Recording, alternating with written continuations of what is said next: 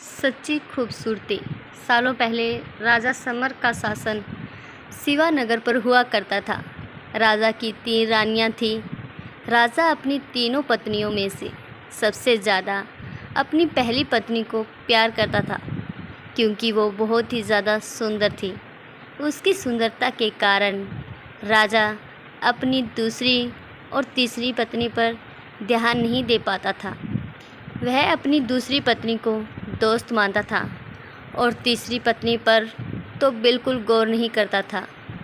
इधर राजा की तीसरी पत्नी उससे बेहद प्रेम करती थी, लेकिन राजा को तीसरी रानी का प्यार कभी भी दिखाई नहीं दिया। वो हर दम अपनी पहली पत्नी के साथ ही व्यस्त रहता था।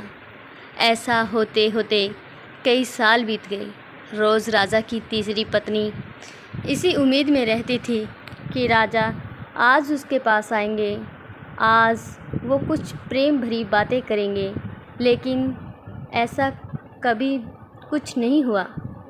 इसी तरह कुछ वर्ष बीत गए। एक दिन राजा नाथ अचानक से गंभीर बीमार हो गए।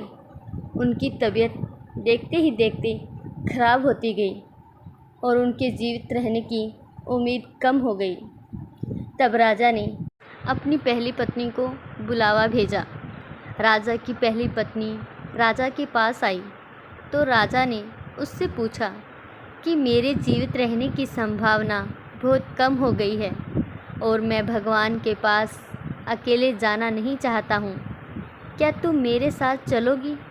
राजा की बातें सुनकर रानी ने उनके साथ जाने से मना कर दिया और कहने लगी, अभी मेरा जीवन बचा हुआ है और मैं अभी और जीना चाहती हूँ, इसी वजह से मैं आपके साथ नहीं जा सकती।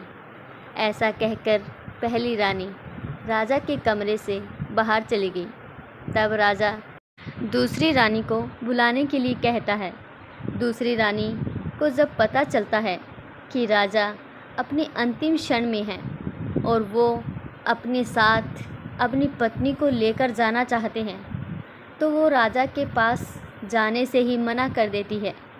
अपनी दोनों प्रिय रानी से निराश होकर राजा ने सोचा कि मैंने कभी अपनी तीसरी पत्नी को समय नहीं दिया और ना ही उस पर प्यार जताया। अब मैं उसे कैसे बुला सकता हूँ? राजा ऐसा सोच ही रहे थे, तभी तीसरी रानी बिना बुलाए राजा के पास पहुँच गई। तीसरी रानी को राजा की इच्छा पता होती है, इसलिए वह सीधे राजा से कहती है, स्वामी, मैं आपके साथ चलने के लिए तैयार हूँ। रानी की बात सुनकर राजा को बहुत खुशी हुई।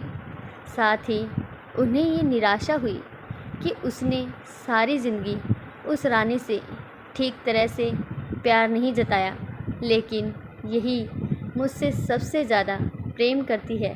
उसी वक्त राजगुरु एक जाने माने वेद को लेकर आते हैं, जो राजा की तबीयत को ठीक कर देता है।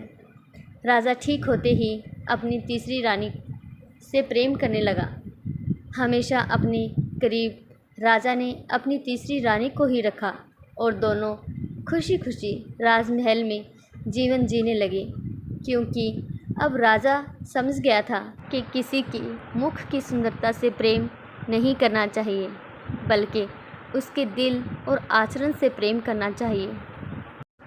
आशा करती हूँ कि ये छोटी सी कहानी आपको ज़रूर अच्छी लगी होगी। यदि आपको ये कहानी अच्छी लगे तो इस कहानी को लाइक और इस चैनल को सब्सक्राइब ज़रूर करें। धन्यवाद।